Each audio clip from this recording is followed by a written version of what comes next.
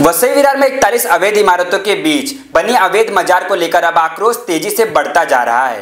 इसी बीच राष्ट्रीय बजरंग दल के कार्यकारी सदस्य और उत्तर भारतीय विकास सेना के महाराष्ट्र सचिव हेमंत माटवरकर ने वसई विरार महानगर पालिका के वार्ड क्रमांक डी के सहायक आयुक्त जितेंद्र नाइक से इस अवैध मजार को तोड़ने की मांग की है।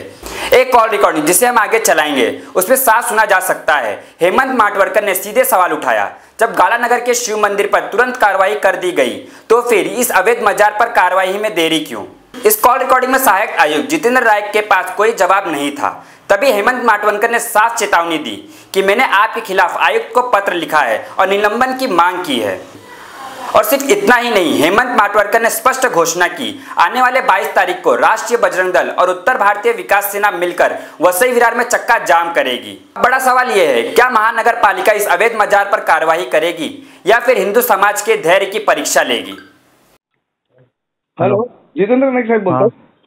हा बोलतोय साहेब जय श्रीराम. मी काल आलो ना तुम्हाला भेटायला, ते 41 बिल्डिंग मध्ये ते अनधिकृत बांधकाम बद्दल, ते मजार बद्दल. हा साहेब, मी काय बोलतो, ते गालानगर पण तुमच्या अंडर मध्ये येतं? हो साहेब, मग गालानगरच्या शिव मंदिरवरती तुम्ही लगेच तोडक कारवाई केली, पण इकडे तोडक कारवाई करायला तुम्हाला विचार करावा लागतो असं बोलता तुम्ही. हॅलो, हा बोला ना. हा मग ते आम्ही करतोय ना. हा मग तेच मी बोलतोय ना, तिकडे तर तोडक कारवाई करायला तुम्ही विलंब पण लावलं ना. शनिवारी तुमची ऑफिस बंद असताना पण त्याच्यात थोडं कारवाई केली, पण इकडे हे तोडायला तुम्हाला विचार करावा लागतो म्हणताय. तुम्हीच सांगा काय करू मी आता. तुम्ही दोन धर्मांना दोन वेगवेगळ्या नजरेने बघताय साहेब, हे चुकीचं आहे.